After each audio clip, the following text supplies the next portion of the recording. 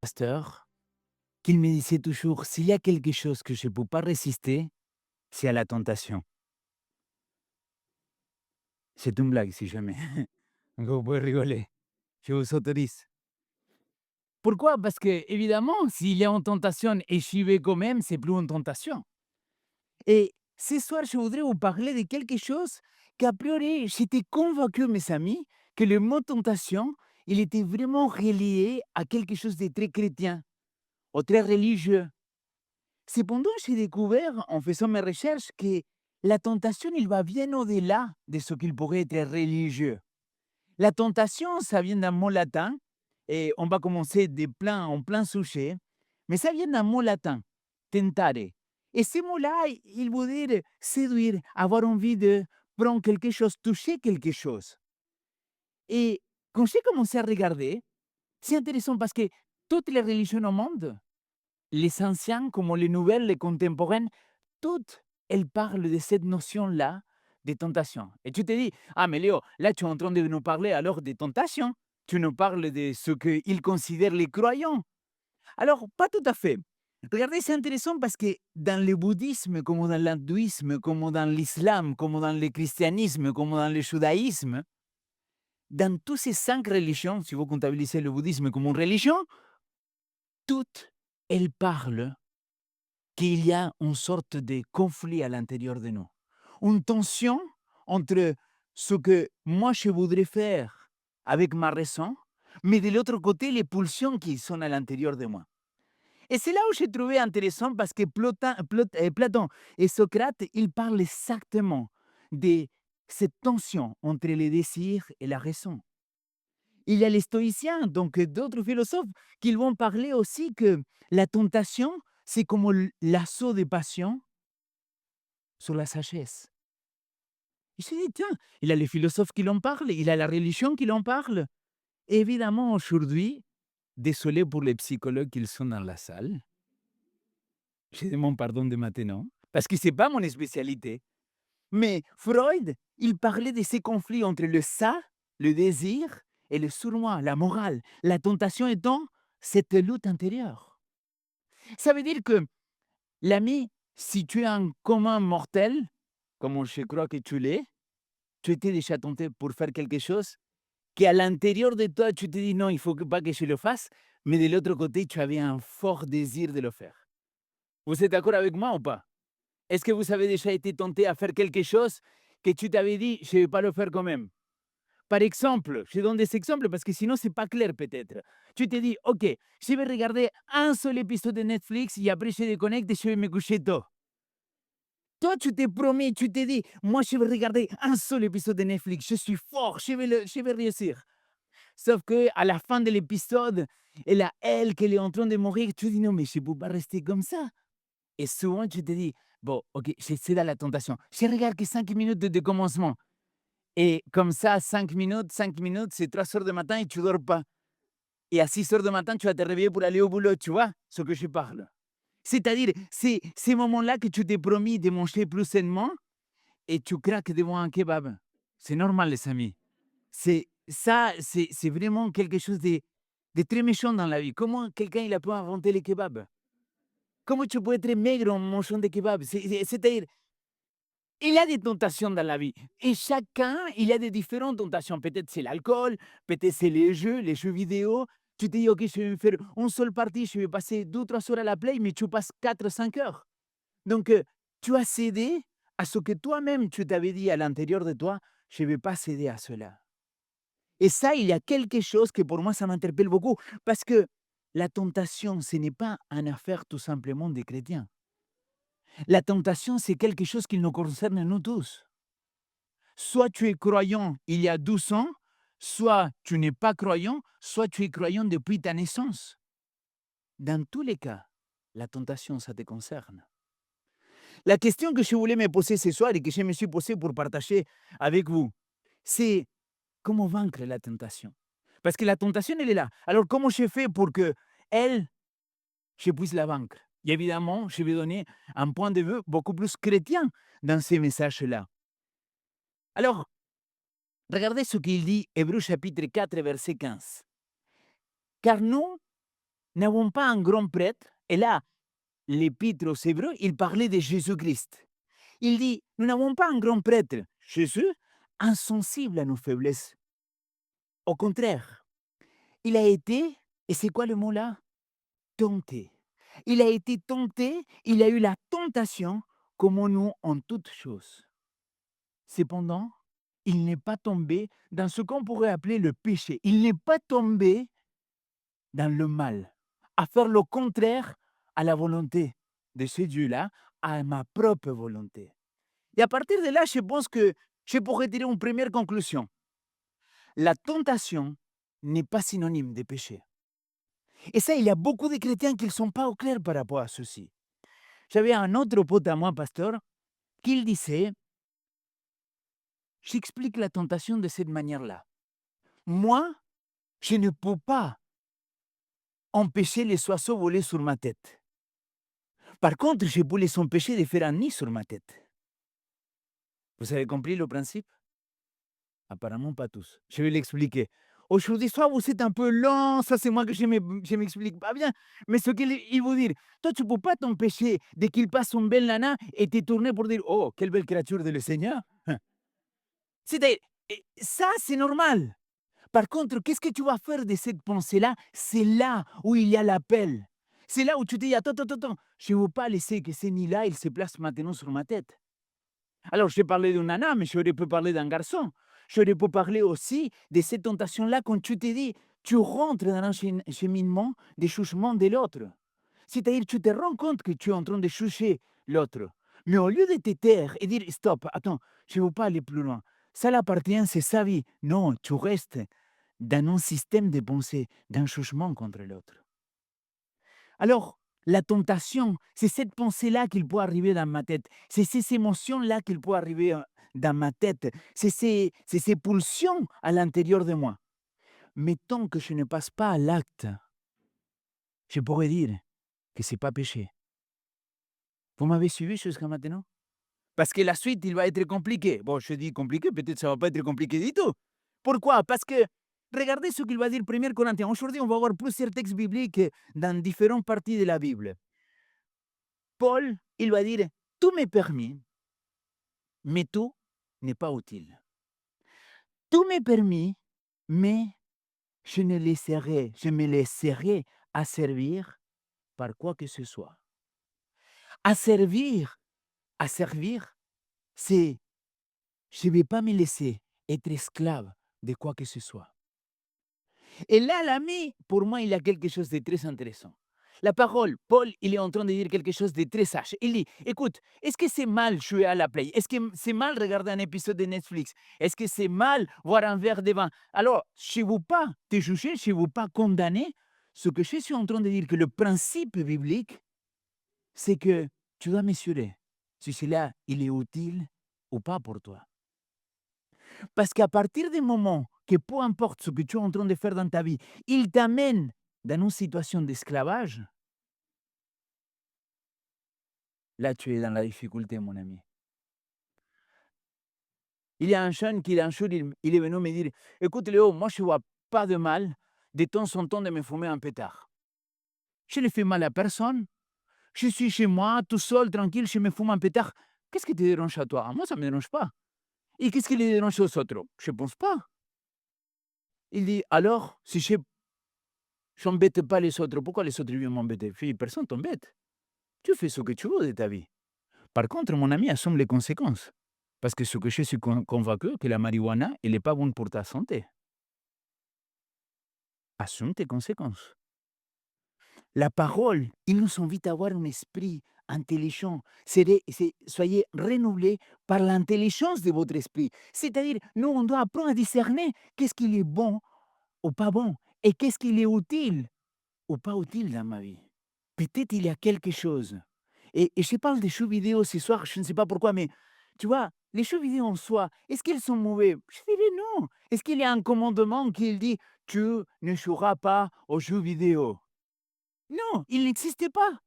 Cependant, quand le jeu vidéo, il peut venir dans ta vie et qu'il te met dans une situation d'esclavage, là pour moi, tu es dans le problème déjà. Parce que la tentation, il est devenu quelque chose de mal pour toi.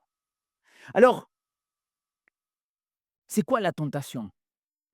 C'est-à-dire, bibliquement, comment on pourrait expliquer qu'est-ce que c'est la tentation? Et si vous m'avez suivi jusqu'à maintenant, ça va se compliquer. Désolé. Parce que le mot tentation, il vient d'un mot. Ce mot-là, c'est peirasmos. Et c'est très compliqué. Vous allez voir pourquoi. Parce que le mot grec peut désigner deux choses. Il peut désigner l'épreuve, mais il peut désigner la tentation. C'est-à-dire, chaque fois que tu apparais, qu'il apparaît le mot peirasmos dans le Nouveau Testament, qu'il apparaît en grec, les traducteurs, ils vont devoir trancher. Soit on le traduit par tentation, soit on le traduit par épreuve. Vous vous rappelez, peut-être vous avez entendu parler d'une prière que c'est le Notre Père. Et le texte, il dit dans l'Ancien Louis II, ne nous induis pas en tentation. Et quel est le mot? Peirasmos. Sauf qu'il y a quelques traductions qui disent ne nous induis pas à l'épreuve. Sauf que dans la tête de n'importe quelle personne, il comprend que tentation et épreuve, c'est pas la même chose. Mais comment tu fais pour définir finalement? Parce que l'épreuve, c'est quelque chose que Dieu peut s'en servir pour t'amener plus haut. Et dans la Bible, il est rempli de personnages. Allez voir l'histoire d'Abraham si vous voulez. La Bible, il dit, et Dieu, il a mis à l'épreuve Abraham. Tu fais quoi de ces textes-là? Donc, il y a des fois qu'il y a des examens, des épreuves en tant que chrétien qui nous permettent de grandir. Pierre, il va parler de cela. Il dit, hey, il ne faut pas renier l'épreuve, parce que l'épreuve, c'est quelque chose qui va te raffiner, qui va te faire une meilleure personne, un meilleur chrétien. Cependant, quand on parle de tentation, on parle de quelque chose qui ne vient pas de Dieu. Quelque chose que soit c'est à l'intérieur de nous par nos pulsions, soit c'est un agent extérieur qui vient perturber ta vie. Vous m'avez suivi? Oui, Léo. Soit, non, peut-être vous êtes très concentré, c'est rien. C'est peut-être vous êtes très concentré. Alors, pourquoi je dis ça? Regardez. Que personne, Jacques, chapitre 1, verset 13 à 15, que personne, lorsqu'il est tenté, ne dise, c'est Dieu qui m'a tenté. Car Dieu ne peut être tenté par le mal. Et il ne tente lui-même personne. Clair, n'est-ce pas? Devinez quel est le mot? Peirasmos. Donc là, c'est qui l'a traduit de cette manière-là? Bah, c'est le traducteur biblique, il va changer et qu'il va dire, il va trancher, il va dire, non, là, je ne peux pas traduire pour épreuve. Je ne peux pas dire que personne, lorsqu'il est en épreuve, ne dise que c'est Dieu qui l'a mis à l'épreuve. Parce que là, tu as un problème, un conflit avec, par exemple, l'histoire d'Abraham. Tu as un conflit avec d'autres textes qui parlent que l'épreuve, c'est quelque chose que Dieu s'en sert. Mais là, chacun est tenté quand il est attiré, amorcé par sa propre convoitise. Vous vous rappelez toute la série qu'on avait fait des désirs trompeurs, des reboots renouvelés par l'esprit? La première de la série, j'ai parlé énormément des désirs trompeurs, des désirs qui sont à l'intérieur de nous, des pulsions qu'on pense que sont des choses qui nous amènent un plaisir très spontané, très dans le moment. Cependant, on sait très bien que ces désirs-là, ils nous amènent à la ruine, il nous disait l'apôtre. Alors, puisque la convoitise, regardez, parce que les désirs de la chair, lorsque elle a conçu, enfante le péché, et le péché étant consommé, produit la mort. Ça veut dire, la tentation en soi, ce n'est pas le problème. Le problème, c'est quand tu consommes le péché. Parce que quand tu consommes le péché, selon la Bible, il dit que bah voilà, ça t'amène à un cheminement de mort.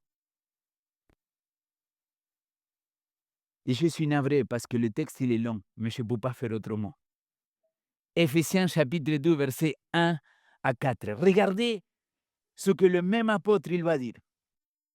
Quant à vous, vous étiez morts de fait de vos fautes, des péchés, auxquels vous adonniez autrefois sur l'empire de ce monde. Et le prince de l'autorité de l'air, cet esprit qui est maintenant à l'œuvre chez les rebelles. Nous, tous aussi, regardez, là, il sort de dire vous et là, il passe à un nous collectif. Il doit dire nous, tous aussi, nous étions de leur nombre et nous nous conduisons autrefois selon quoi? Les désirs de notre chair. Nous faisons la volonté de notre chair et non de nos pensées.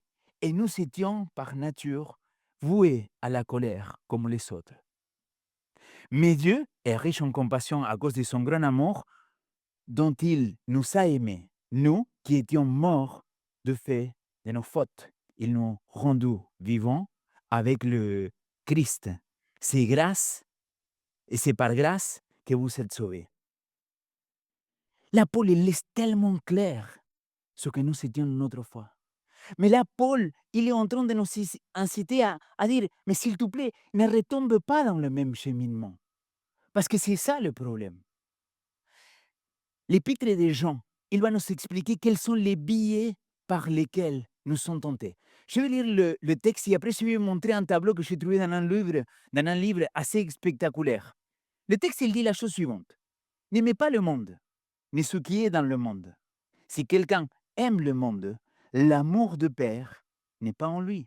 Car tout ce qui est dans le monde, le désir de la chair, le désir des cieux, la confiance prompteuse en ses ressources, tout cela n'est pas de Père, mais du monde. Or, le monde passe et son désir aussi. Mais c'est lui qui fait la volonté de Dieu demeure pour toujours. Mes amis, pour expliquer ce texte-là, je vais prendre un petit tableau. Vous le voyez? Vous savez, à votre gauche, les billets de la tentation. Et là, il y a 3 colonnes qu'on pourrait tirer. La première colonne, c'est la convoitise de la chair. La deuxième, c'est la convoitise des cieux. Et la troisième, c'est l'orgueil de la vie. Alors, vous voyez très bien que ça, c'est selon Jean chapitre 2. 1 Jean, pardon. Il dit, appétit bestieux. Donc, c'est quoi la convoitise de la chair? Tout ce qu'on pourrait dire qu'il n'est pas très sain, que c'est un peu barbare. Les désirs, les passions, les choses qui nous amènent à dire, mais pourquoi j'ai eu ces comportements? Tu t'es déjà trouvé avoir une pulsion à l'intérieur de toi et te dire, comment je peux agir comme ça? Comment je peux crier comme ça?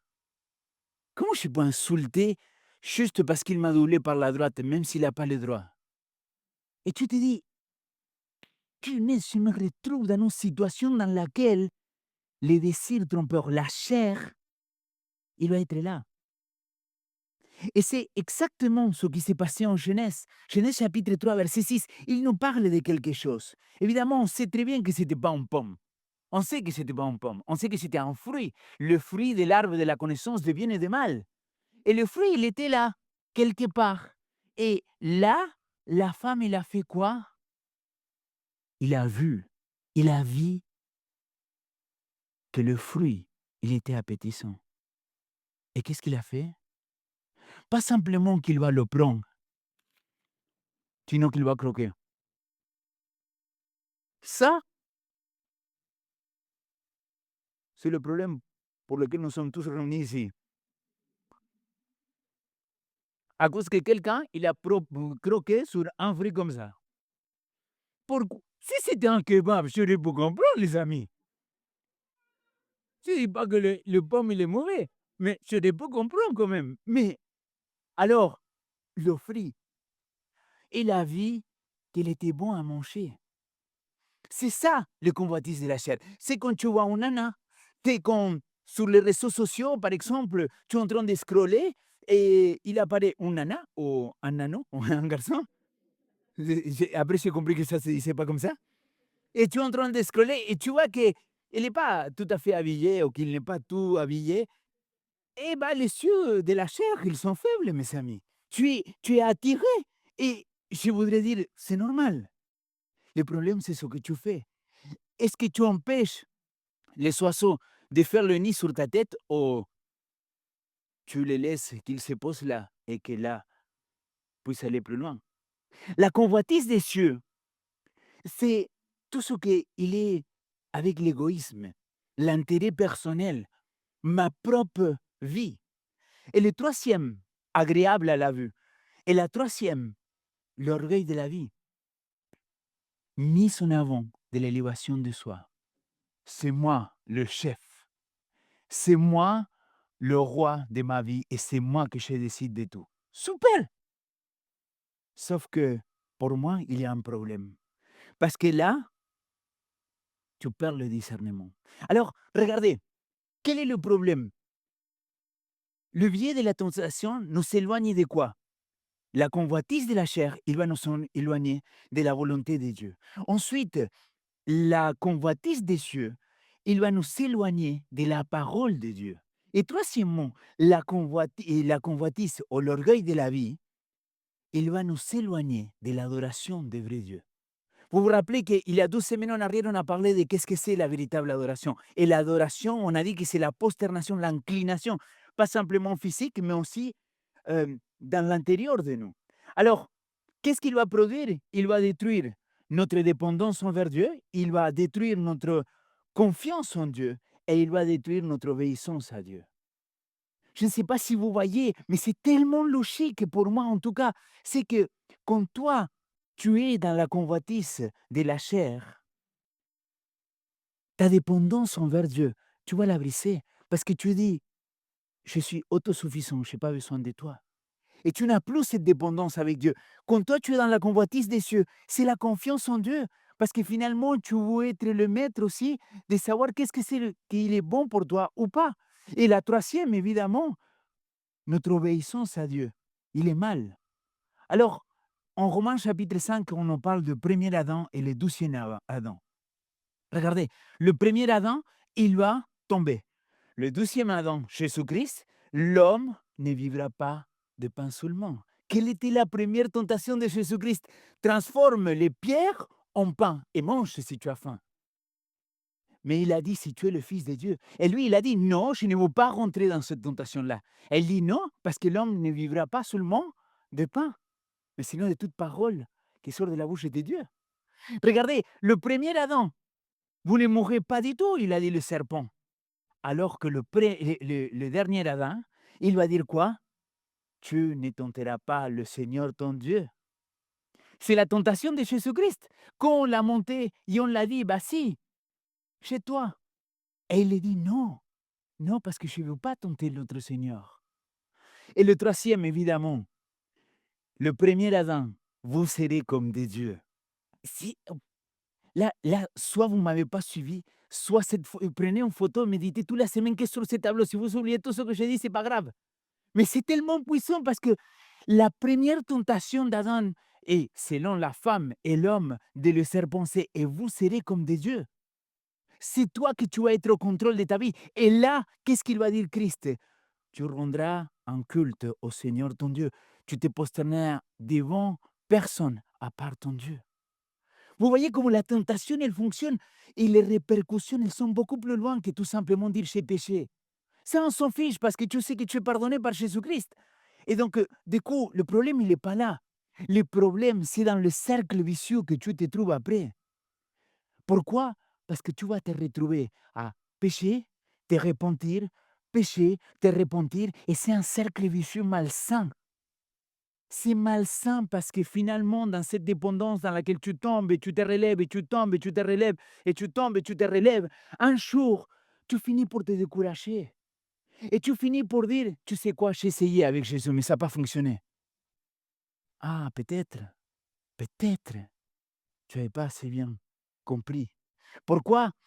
Aucune tentation, il va dire Paul, aucune tentation n'est survenue qui n'était humaine. Et Dieu, qui est fidèle, ne permettra pas que vous soyez tentés au-delà de vos forces. Mais avec la tentation, il prépare aussi le moyen d'en sortir, afin que vous puissiez la supporter. Je souffle là. Amen. Ah non, parce que quand même, là, on est en train de parler que Dieu, il nous dit que oui, tu vas être tenté, tu vas être devant la tentation. D'ailleurs, c'est le même mot, peirasmo, donc parfois il est traduit dans d'autres traductions par épreuve. Jamais tu pourras être éprouvé au-delà de tes forces. Jamais tu pourras être tenté au-delà de tes forces. Et dans ces cas-là, ça fonctionne pour les deux. Ça fonctionne pour les deux. Alors, la question que je voudrais me poser pour conclure, c'est comment vaincre la tentation? Comment vaincre? Parce qu'une fois que tu as compris comment ça fonctionne l'ennemi, comment il te tente, quels sont tes désirs trompeurs, maintenant comment je peux sortir de ces cercles vicieux que il est tellement nocif pour ma vie et pour la vie de n'importe qui. L'ami, prends pas un croyant, prends pas un croyant, prends quelqu'un qui a le problème avec la drogue qu'elle détruit le plus de familles dans le monde encore. Vous savez, c'est laquelle? C'est l'alcool. Jusqu'à nos jours, l'alcool, il continue à détruire des familles. Il continue à tuer des femmes. Bon, les femmes, ils sont tuées par des gars qu'ils sont sous. La question, c'est comment c'est possible que tu ne te rends pas compte à quel point ces cercles vicieux de tomber, te relever et tomber à nouveau, c'est destructif. Ça fait de mal. Alors, comment vaincre cette tentation-là? La première chose, et c'est ce que j'ai dit la semaine passée, soumettez-vous donc à Dieu, résistez au diable, et il fera quoi? Il fuira loin de vous. Et rappelez-vous que le mot diable, ça veut dire l'esprit de mal, ce qui n'est pas le bien. Et donc, à quoi il nous invite le texte? Le texte, il nous invite carrément à se soumettre à Dieu, à vraiment avoir un cœur dans lequel je dis, Seigneur, moi je t'appartiens. Tu vois toutes ces pulsions, tous ces désirs qui sont à l'intérieur de moi. Tu me connais mieux que personne. S'il te plaît, débarrasse-moi de cela. Soumettez-vous donc à Dieu, résistez au diable et il fuira loin de vous. Deuxième chose, deuxième élément, toute tentation. Et ça, j'assume ce que je vais dire à fond la caisse. Toute tentation, ça commence ici. Ça commence dans la tête. Ça commence pas dans le cœur, ça commence. C'est pour ça l'illustration de dire, tu peux pas empêcher les oiseaux de voler sur ta tête. Tu peux pas qu'il y a des pensées que tu ne sais pas d'où ils viennent. Par contre, tu as la responsabilité de savoir qu'est-ce que tu fais avec cette pensée-là. Et ce texte-là, pour moi, il est tellement power. Nous amenons toute pensée captive à l'obéissance de Christ. Amen. Parce que là, c'est à ce que je voudrais qu'on s'engage. C'est-à-dire, si je veux vaincre la tentation, la première chose, c'est être là, à genoux, et dire, Seigneur, écoute, tu vois comment je suis tenté en ces moments, mais je reconnais que c'est toi, mon roi et mon Seigneur. Je me soumets à toi. Et à partir du moment que tu fais ça, je suis convaincu que le diable fuira. Et j'ai témoigné il y a 12 semaines. Je l'ai expliqué il y a 12 semaines. Moi, ça m'est arrivé. Je n'étais pas chrétien depuis toujours. Et les fois que les tentations avec les drogues, l'alcool ou quelque chose il est venu dans ma vie. Quand je me suis mis à genoux et j'ai dit, Seigneur, je n'ai plus de force, je n'arrive pas à me battre. La tentation, elle est partie. Fais-moi confiance. Oh, pardon, ne me fais pas confiance à moi. Fais confiance à Dieu. Tente, essaye et tu verras si la tentation ne va pas disparaître si tu te mets à genoux comme mon premier élément. Mais deuxième élément, tu vas te relever et là, la pensée, paf, ils reviennent. Ils reviennent et tu te dis, ah, punaise, quoi. Vous savez qu'est-ce que c'est le pire dans la pornographie? Mais le pire de tout. Le pire dans la pornographie, c'est pas mater le film et faire ce que tu as à faire. Ça, c'est un fait, un acte. Ce qu'il est le pire dans la pornographie, évidemment, j'étais un grand consommateur de pornographie. Ce qu'il est le pire dans la pornographie, c'est ce que après il va se passer ici, à l'intérieur de toi. Toutes ces pensées stales qu'après tu te retrouves à penser et dire, mais non, je ne veux pas penser comme ça. C'est exactement de ça qu'il nous parle, Paul. Amener toute pensée captive à Jésus-Christ. Et là, je peux parler de la pornographie, mais je peux parler de n'importe quel autre désir trompeur. La question, c'est que quand j'apprends à mener toute pensée captive à Christ, il y a quelque chose que ça change dans ma vie. Mon ami, si tu es comme moi, quand la tentation arrive, quand la pensée arrive, parfois tu ne peux pas l'enlever. Là maintenant, je sors des côtés sexuels, pornographie ou d'autres choses qui pourront être mauvais, mais je ne parle pas de l'alcool ni des drogues, mais je parle de ces sentiments-là qui te détruisent. Par exemple, la rancune, la haine. Toutes ces choses-là qui te font mal à l'intérieur de toi, qui te rongent depuis le plus profond de ton être. Tu sais quoi? L'orgueil, la convoitise, toutes ces choses-là, la rancune, oh là là, la rancune, les amis, combien de fois je vous parle de la rancune? Toutes ces choses-là, ils vont te roncher à l'intérieur de toi. Ils vont t'amener à la ruine à l'intérieur de toi.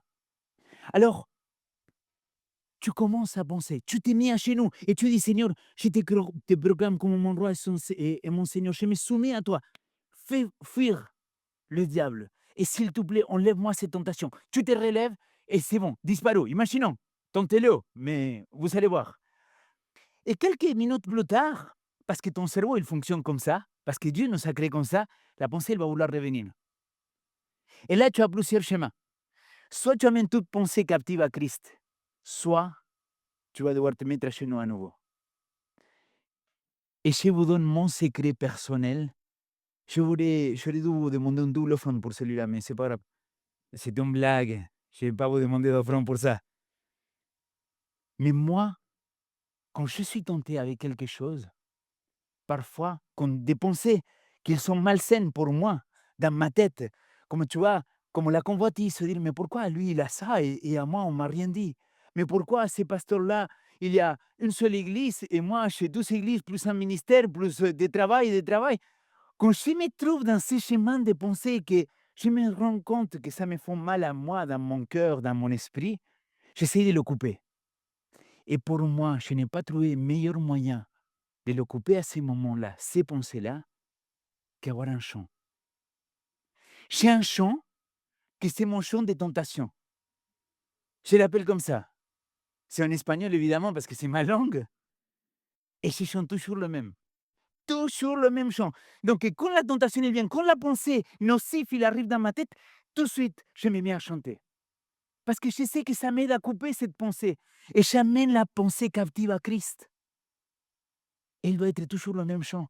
Et de préférence, un chant chrétien. Bah oui, évidemment. Premier élément, soumettez-vous à Dieu pour vaincre la tentation. Deuxième élément, croyez-moi, amenez toute pensée captive à Christ. Et quand vous allez être perturbé, faites le test, chantez. Chantez toujours le même chant. Il ne doit pas être un autre chant. Chante dans le moment de tentation, dans le moment dans lequel ta pensée il est en train de ruminer à l'intérieur. Et tu verras ce qui va se passer. Et le troisième élément, et je m'étais avec ça, il dit, au reste frère, passez par le filtre dans ta pensée. Tout ce qui est vrai, tout ce qui est honorable, tout ce qui est juste, tout ce qui est pur, tout ce qui est aimable, tout ce qui mérite l'approbation, ce qui est vertu et digne de louange, soit l'objet de tes pensées. Oui, amen. Amen, parce que là, c'est notre dernière crible. Ça nous aide à cibler et dire, OK, attends. Je pense que je suis nul, que j'ai trop d'accent, que je ne parle pas bien français, et je commence à machiner tout ça. Est-ce que je dois rester dans cette idée-là? Non, pour moi, non. Parce que c'est pas vrai, je n'ai pas d'accent. Non, ça c'est être réaliste. Mais est-ce que ce que je suis en train de ressentir, c'est vrai? Est-ce que c'est honorable? Est-ce que c'est juste, pur, aimable, l'approbation, vertu et digne de louange qui puisse être l'objet de vos pensées? L'ami, souvent on me taquine parce qu'on dit que je n'aime pas perdre. Tu vois? Soit au volleyball, soit quand je fais un sport. Pour ces choses-là, j'aime bien perdre. Et j'ai dit souvent à quelqu'un, il dit: «Ah oui, mais Léo, il va gagner tout le temps». Mais bien sûr, mon ami. L'Apocalypse, Jésus-Christ, il dit: «À celui qui vaincra». Il ne dit pas: «À celui qui perdra». Donc, on est appelé à la victoire. On est appelé à être plus que vainqueurs en Jésus-Christ. La parole, il nous dit: «Nous sommes plus que vainqueurs par celui qui nous a aimés». Donc, s'il te plaît, quand la tentation arrive dans ta vie, ne te laisse pas aller. Bats-toi au nom de Jésus-Christ et avec Jésus-Christ. Et je suis convaincu qu'il pourra vaincre à côté de toi. on était en train d'enregistrer le podcast qu'on fait avec Ben, Chercher la petite bête. Et je pense que j'étais avec ces poules-là qu'il dit champion. Et il y a un monsieur, je pense qu'il a un certain âge, je ne vais pas juger, je ne vais pas rentrer dans la tentation, qu'il dit: «Pourquoi Léo, tu mets une marque comme ça devant la caméra s'il ne te donne rien? On pourrait penser que toi, tu te fais sponsoriser par Champion». Je dis: «Ça serait cool quand même, hein». Mais non, je ne me fais pas sponsoriser pour Champion. Et, et là, on enregistrait jeudi, je pense. Et Ben, il me dit: «Ah, tu as mis Champion à nouveau, ça ne te dérange pas que les...» Et je dis: «Non, là maintenant, je sais ce qu'ils vont me dire. Si on me critique à nouveau, et il dit: "Pourquoi tu mets le poule champion?" Là, je vais répondre: parce qu'en Jésus, je suis plus que vainqueur. Je suis un champion. Tu es une championne ou un champion de Dieu.»